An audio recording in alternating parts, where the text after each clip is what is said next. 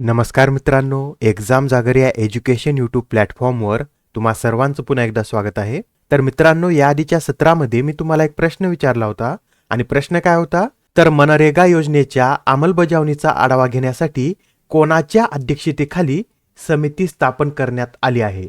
तर आता या प्रश्नाचं योग्य उत्तर आहे पर्याय क्रमांक 3 म्हणजेच मनरेगा योजनेच्या अंमलबजावणीचा आढावा घेण्यासाठी अमरजित सिन्हा यांच्या अध्यक्षतेखाली एक समिती स्थापन करण्यात आलेली आहे. आणि मित्रांनो, तुमच्यासाठी जो डेली प्रश्न असतो त्याचं कमेंटमध्ये उत्तर देण्याचा प्रयत्न करत चलत जा. उत्तर चुकलं तरी काय हरकत नाही, कारण ज्यावेळेस तुम्हाला या प्रश्नाचं योग्य उत्तर माहित होतं त्यावेळेस हे प्रश्न तुमच्या दीर्घकाळापर्यंत लक्षात राहतात. तर आता आजच्या सत्राचा पहिला प्रश्न पहा. आता जो नुकताच 53वा इफ्फी महोत्सव आयोजित करण्यात आला होता त्यामध्ये सर्वोत्कृष्ट चित्रपटासाठीचा गोल्डन पिकॉक पुरस्कार कोणत्या चित्रपटाला देण्यात आला आहे? तर आता 53व्या इफ्फी महोत्सवामध्ये सर्वोत्कृष्ट चित्रपटासाठीचा गोल्डन पिकॉक हा पुरस्कार आय हॅव इलेक्ट्रिक ड्रीम्स या चित्रपटाला देण्यात आलेला आहे. काय नाव आहे या चित्रपटाचं? तर आय हॅव इलेक्ट्रिक ड्रीम्स असं या चित्रपटाचं नाव आहे आणि हा एक स्पॅनिश चित्रपट आहे आणि याचे दिग्दर्शक कोण आहेत? तर व्हॅलेंटिना मॉरेल हे या चित्रपटाच्या दिग्दर्शक आहेत. आणि आता हा जो गोल्डन पिकॉक पुरस्कार आहे याचं स्वरूप काय असतं? तर यामध्ये 40 लाख रुपये रोख देण्यात येतात आणि तसेच दिग्दर्शकाला रोख पारितोषिकासह गोल्डन पिकॉक आणि प्रमाणपत्र सुद्धा देण्यात येतं. आणि तसेच या इफ्फी सोहळ्यामध्ये इतर श्रेणीमध्ये सुद्धा पुरस्कार देण्यात आलेले आहेत, ते सुद्धा आपण पाहून घेऊया. तर पहा, यामध्ये सर्वोत्कृष्ट दिग्दर्शकासाठीचा पुरस्कार नादिर सायवर यांना देण्यात आलेला आहे. आणि त्यांनी कोणता चित्रपट दिग्दर्शित केलेला आहे? तर नो इंड या चित्रपटाच्या दिग्दर्शनासाठी त्यांना हा पुरस्कार देण्यात आलेला आहे आणि त्यांना या पुरस्कारामध्ये सिल्वर पिकॉक, प्रमाणपत्र आणि 15 लाख रुपये रोख देण्यात आलेले आहेत. आणि आता सर्वोत्कृष्ट अभिनेत्यासाठीचा पुरस्कार नो इंड मधील अभिनेते वाहिद मुबाशिरी यांना देण्यात आलेला आहे. आणि या पुरस्काराचं स्वरूप काय आहे? तर सिल्वर पिकॉक, प्रमाणपत्र आणि 10 लाख रुपये रोख यामध्ये देण्यात येतात. आणि तसेच सर्वोत्कृष्ट अभिनेत्रीचा पुरस्कार आय हॅव इलेक्ट्रिक ड्रीम्स मधील अभिनेत्री डॅनिएला मारिन नवारो यांना देण्यात आलेला आहे. आणि या पुरस्कारामध्ये सुद्धा विजेत्याला 10 लाख रुपये रोख देण्यात येतात. आणि तसेच विशेष ज्युरी पुरस्कार कोणाला देण्यात आलेला आहे? तर when the waves are gone या चित्रपटासाठी लाव डियाज यांना विशेष ज्युरी पुरस्कार देण्यात आलेला आहे. आणि या पुरस्कारामध्ये 15 लाख रुपये रोख पारितोषिक देण्यात येतं. आणि ज्युरी विशेष उल्लेख पुरस्कार हा सिनेमा बंदीसाठी प्रवीण कंद्रेगुल्ला यांना देण्यात आलेला आहे. आणि तसेच या इफ्फी सोहळ्यामध्ये सर्वोत्कृष्ट पदार्पणासाठीचा पुरस्कार कोणत्या चित्रपटाला देण्यात आलेला आहे? तर बिहाइंड द हेस्टॅग्स या चित्रपटाला देण्यात आलेला आहे. आणि या चित्रपटाचे दिग्दर्शक कोण आहेत? तर आसिमिना पोएड्रा हे या चित्रपटाचे दिग्दर्शक आहेत. आणि आता प्रश्न क्रमांक दुसरा पहा. आणि तसेच आता या इफ्फी महोत्सवात ICFT युनेस्को गांधी पुरस्कार कोणत्या चित्रपटाला देण्यात आलेला आहे? तर आता हा जो ICFT युनेस्को गांधी पुरस्कार आहे हा पुरस्कार नरगेसी या चित्रपटाला देण्यात आलेला आहे. आणि आता हा जो नरगेसी चित्रपट आहे हा एक इराणी भाषेतील चित्रपट आहे आणि याचे दिग्दर्शक कोण आहेत? तर पायम इस्कंदर हे या चित्रपटाचे दिग्दर्शक आहेत. आणि आता हा जो ICFT युनेस्को गांधी पुरस्कार आहे हा प्रथम कधी देण्यात आला होता? तर 2016 मध्ये हा पुरस्कार प्रथम देण्यात आला होता आणि तेव्हापासून या महोत्सवामध्ये हा पुरस्कार देण्यात येत आहे. आणि याबरोबरच याआधी आपण पाहिलं होतं की Indian film personality of the year हा पुरस्कार कोणाला देण्यात आलेला आहे? तर चिरंजीवी यांना देण्यात आलेला आहे. आणि सत्यजित रे जीवन गौरव पुरस्कार हा कार्लोस सोरा यांना देण्यात आलेला आहे. हे दोन्ही पॉइंट सुद्धा लक्षात राहू द्या. आणि तसेच आता या प्रश्नामध्ये पहा काय विचारलेलं आहे. तर कोणता माहितीपट हा जागतिक सिनेमाच्या इतिहासातील विज्ञान विषयावरील संस्कृत भाषेतील पहिला माहितीपट ठरला आहे? तर आता हा जो यानम चित्रपट आहे हा विज्ञान विषयावरील संस्कृत भाषेतील पहिला माहितीपट ठरला आहे. आणि हा जो माहितीपट आहे हा माहितीपट इफ्फी सोहळ्यामध्ये दाखवण्यात आला होता. लक्षात राहू द्या, अत्यंत महत्त्वाचा प्रश्न आहे. विज्ञान विषयावरील संस्कृत भाषेतील पहिला माहितीपट हा यानम ठरलेला आहे.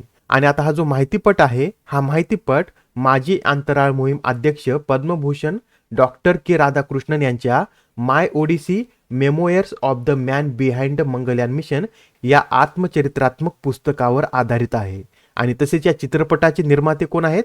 तर AV अनुप हे या चित्रपटाचे निर्माते आहेत. तर ठीक आहे, एवढ्या गोष्टी तुमच्या लक्षात आल्या असतील. तर आता प्रश्न क्रमांक 4 पहा.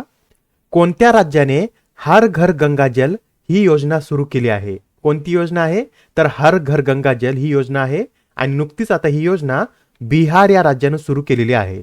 आणि आता या योजनेअंतर्गत काय केलं जाणार आहे, तर गंगा नदीतील अतिरिक्त पाणी पावसाळ्यामध्ये राजगीर, गया आणि बोधगया येथे साठवण्यात येणार आहे आणि त्या साठवलेल्या पाण्यावर प्रक्रिया करून पाईपलाईनद्वारे हे पाणी टंचाई असलेल्या भागामध्ये पोहोचवण्यात येणार आहे. आणि आता आपण इथं गंगा नदीविषयी बोलत आहोत, तर गंगा नदीविषयी सुद्धा थोडक्यात माहिती पाहूया. तर पहा, आता गंगा नदीचा उगम कुठे होतो, तर लक्षपूर्वक ऐका. भागीरथी या नदीचा उगम कुमाऊ हिमालयातील गंगोत्री येथे होतो आणि नंतर अलकनंदा आणि भागीरथी या दोन नद्या देवप्रयाग येथे एकत्र येतात आणि त्या संयुक्त प्रवाहास गंगा असं म्हणतात. आणि आता ही जी गंगा नदी आहे, या नदीची एकूण लांबी किती आहे, तर 2525 किलोमीटर इतकी या नदीची लांबी आहे. आणि आता ही जी नदी आहे ही किती राज्यातून वाहते असा सुद्धा तुम्हाला प्रश्न विचारला जातो. तर ही नदी 5 राज्यातून वाहते आणि ते राज्य कोणकोणते, तर उत्तराखंड, उत्तर प्रदेश, बिहार, झारखंड आणि पश्चिम बंगाल या 5 राज्यातून ही नदी वाहते. आणि तसेच ही नदी बांगलादेश मधून सुद्धा वाहते आणि बांगलादेशमध्ये या नदीला पद्मा या नावानं ओळखलं जातं. आणि या नदीला उजव्या तीरावरून कोणत्या नद्या मिळतात, तर यमुना आणि शोन या नद्या या नदीला उजव्या तीरावरून मिळतात. तर आता प्रश्न क्रमांक 5 पहा.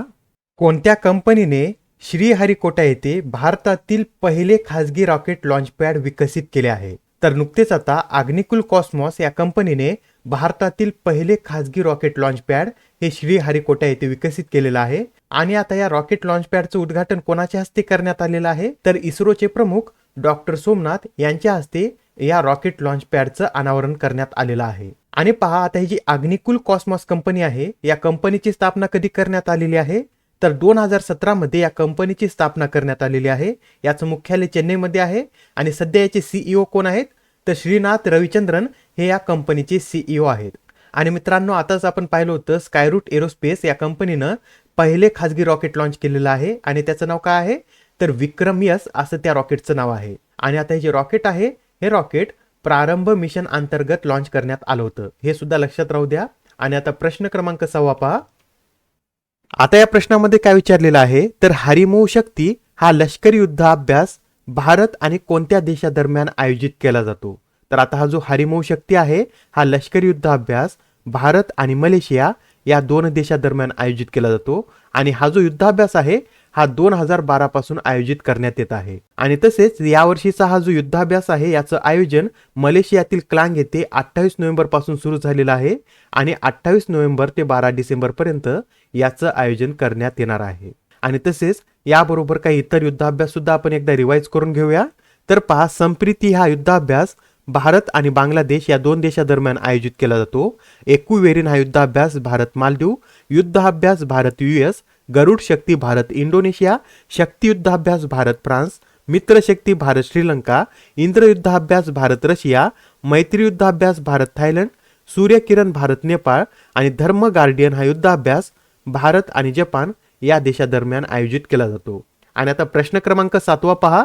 गुणवत्ता नियंत्रण परिषदेवरील 47व्या आंतरराष्ट्रीय परिषदेत खालीलपैकी कोणाला सुवर्ण पुरस्कार मिळाला आहे. आता ही जी गुणवत्ता नियंत्रण परिषद आहे, याच्या 47व्या आंतरराष्ट्रीय परिषदेमध्ये एनटीपीसीला सुवर्ण पुरस्काराने सन्मानित करण्यात आलेला आहे. आणि ही जी परिषद आहे कुठे आयोजित करण्यात आली होती, तर जकार्ता येथे ही परिषद आयोजित करण्यात आली होती.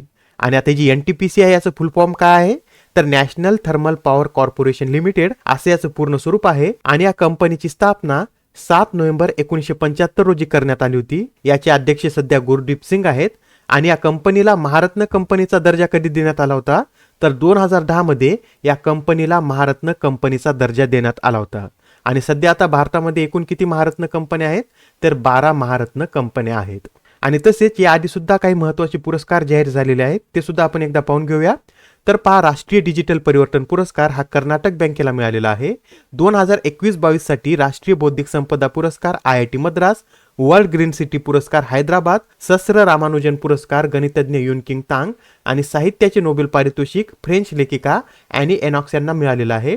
नानसेन पुरस्कार अँजेला मर्केल आणि 2021चा राष्ट्रीय लता मंगेशकर पुरस्कार हा कुमार सानू यांना देण्यात आलेला आहे. आणि आता नेक्स्ट क्वेश्चन पहा. नुकतेच आता केम्ब्रिज डिक्शनरीद्वारे 2022चा वर्षातील शब्द म्हणजेच वर्ड ऑफ द इयर म्हणून कोणत्या शब्दाची घोषणा करण्यात आली आहे. तर या प्रश्नाचं योग्य उत्तर आहे पर्याय क्रमांक 3, म्हणजेच होमर या शब्दाची निवड केम्ब्रिज डिक्शनरीद्वारे वर्ड ऑफ द इयर म्हणून करण्यात आलेली आहे. आणि याआधी आपण हे सुद्धा पाहिलं होतं की कॉलिन्स डिक्शनरीने 2022 साठीचा वर्ड ऑफ द इयर शब्द म्हणून पर्माक्रायसिस या शब्दाची निवड केलेली आहे. आणि आता प्रश्न क्रमांक 9 पहा. बॉम्बे स्टॉक एक्सचेंजचे पुढील MD आणि CEO म्हणून कोणाच्या नावाची घोषणा करण्यात आली आहे? तर नुकतीच आता बॉम्बे स्टॉक एक्सचेंजचे पुढील MD आणि CEO म्हणून सुंदर रमन राममूर्ती यांच्या नावाची घोषणा करण्यात आलेली आहे. लक्षात राहू द्या, अत्यंत महत्त्वाचा प्रश्न आहे.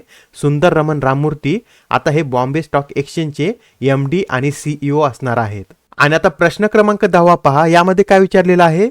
तर जागतिक एड्स दिन कधी साजरा केला जातो? तर दरवर्षी जागतिक एड्स दिन हा 1 डिसेंबर रोजी साजरा केला जातो. आणि हा दिवस कधीपासून साजरा करण्यात येत आहे?